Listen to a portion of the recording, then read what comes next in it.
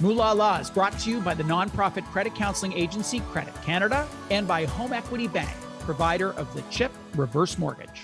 TikTok is creating a whole new set of online influencers, like Instagram before it and YouTube before that.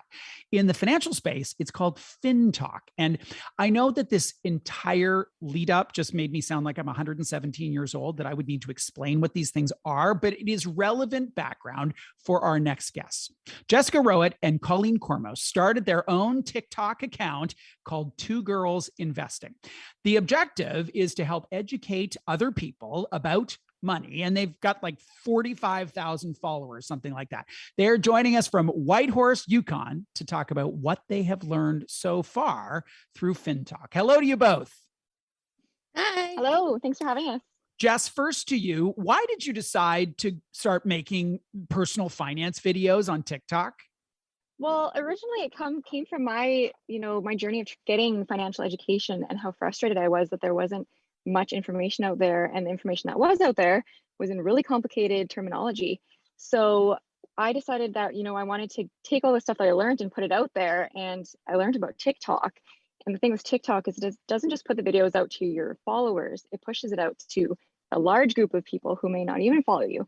So the exposure is so much greater than any other social media platforms right now. So that's kind of why we took it to TikTok right off the bat. And Colleen, who, now that you've got a sense for your audience, who are they? That's more than just the population of Whitehorse. Yeah, we always we've joked about it as we've grown, bigger than the size of Whitehorse, but it's pretty exciting. So the majority of our followers are Canadian, which makes sense to us because we talk in Canadian terminology and language. So we're simplifying it for Canadians, and the majority is women. So we're providing a lot of advice and education, but there's a big gap for women in getting that education and getting it from other women. So the majority is, women in Canada. Jess, what is the biggest video you've done? What's got the most, I don't know what you call them, views? What do you call it in the land of the views? Okay, good. Yeah. What's the one that's that's resonated the most with your audience? The one that's had the most had 1.6 million views, and it happened pretty right early when we started. So that kind of took us off. And that one is just basically doing a step-by-step, how do you get started investing, opening a TFSA, what are the options for investing, and how can you do it in a step-by-step process. And I think that just resonated with people because they haven't had the whole picture of okay, how do I do this from start to finish? Colleen, tell us about your creative approach here. So one of the ones that I saw, you're in the car. There is lots of graphics that are red and white. It definitely feels Canadian. You're both super approachable. This is not a 4-camera shoot with 12 lighting technicians and a drone. How do you approach it? Yeah, so we've done all of the videos from our phone. Neither of us knew a lot about creating videos. I had a little bit of experience on other platforms, but TikTok was very new to us. It's been a huge learning curve, and we do it from our phones. We've got a few kind of apps that we're using that help us out, but we're really learning as we go. And we're slowly getting a little bit more efficient with it. Jess, I love that your the integrity of your perspective is accurate from my standpoint. I'm a journalist by background. I've been covering this stuff for a very, very long time. And one of my frustrations with the social media world is that sometimes people get it wrong. How do you navigate that? How do you sort of put the filter on that ensures that what you're delivering is accurate and helpful? Yeah, that's a really good question because there's a lot of misinformation out there, and we don't want to be the ones putting that out there. So if we're doing a video about something, I just always make sure that it's something that we know really well and that we do a little bit of extra research before we do the video just to make sure it's accurate, because we don't want to be putting wrong information out there. So we just make sure that it's stuff that we actually know. We're never going to put anything out there that we haven't done ourselves or haven't done extensive research on. And it's stuff that we've checked across other platforms and other sources to make sure that it's accurate. Colleen, what are the limitations? So YouTube, you could put on, an hour-long video. Maybe people wouldn't watch it, but you could post it there. TikTok is not the place for anything long form. What are some of the limitations? I mean, they've just come out with the ability to have longer videos, but we find with our finance and budgeting and investing that people like the smaller doses of education, and that's one of the reasons why we like using TikTok, is that we can get those smaller messages across and more of them, so that people can retain the information. So I mean, our long-term plans are looking at other platforms to use, but that's one of the positives that we like about TikTok, is that it's that shorter messaging. Our listeners can't see this, but both of you are in your cars on your break, on your lunch break from your day jobs. Jess, how does this fit with what you do professionally, with what pays your rent? Yeah, so we both work full time outside of doing Two Girls Investing. So our time is limited on what we can do. So we're doing it outside of work, evenings, sometimes breaks at work, and weekends. So we've really had limited time to do it, but we've been fitting it in pretty good, I think.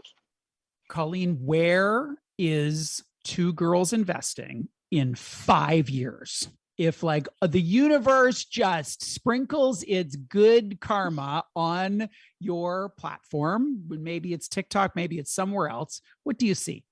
Yeah, that's a very big question.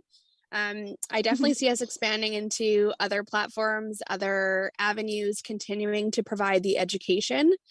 And we do have big goals and big dreams with Two Girls Investing, and just making sure that we're giving Canadians, and specifically Canadian women, the education and tools to be able to take control of their finances. So that's really what motivates us, and we just want to continue to share that. And the success messages we get are overwhelming. So the more that we can do that, the more that we would like to. So hopefully in the future, we're not doing it from our car anymore. Yeah. Just one last question before we go. Before Yeah. we go, there are so many Canadians and Canadian women who would love to be talking about investing, who are engaged by your personalities and your content, and yet they're not there yet. They've got, they're living outside of their means. They have a massive amount of credit card debt, like all those other real challenges. Where do you send them if your focus on investing, it's just too early? They're just not quite ready. That's a really, really good point, because we don't want people investing who have massive credit card debt or don't have an emergency fund built up. So we're trying to focus on our page too, is, you know, financial literacy before you're investing, to get you to a place where you're ready to invest. So we're hoping to get more of that actually on our page. We covered it a little bit, but we want to get it a little bit more. But if people aren't at the place to invest, you know, going online and getting some financial books is a good place to start. There's lots of really good books out there that cover how to get to that spot. But we do have a few videos too saying, you know, number one, pay off high interest credit card debt. Number two, build up an emergency fund to have money for short term goals. And then if you have some money ready that you can put to the long term, then you're ready to start investing. Pauline, last question for you. How do you manage your own TikTok behavior? I have a 12-year-old, and left unsupervised, they would be on that platform for 12 hours straight. I am sure the For You feature would take them into the night. Do you have an alarm on your phone to say, enough, go make dinner? You know what? I don't, and I do sometimes fall into that kind of rabbit hole where I'm on it for 15, 20 minutes to get maybe some ideas or some audio content, and I end up, you know, in it on it a little bit later at night than I would like to. But I'm pretty I watch how I use my time, because it's so limited with all of the areas that we're working on right now. So I really only go on it to watch videos maybe once a week. And then knowing that if I'm on it, it'll sometimes last a bit longer. So yeah, I totally understand that rabbit hole thing that we can all go down on social media. And TikTok's really good for it, because they're quick, short videos that keep you there. It's never ending. Yeah. Two Girls Investing, that is the name, handle, I don't know what you call it, descriptor of their TikTok account. And they joined us to talk about their experience in the world of FinTalk.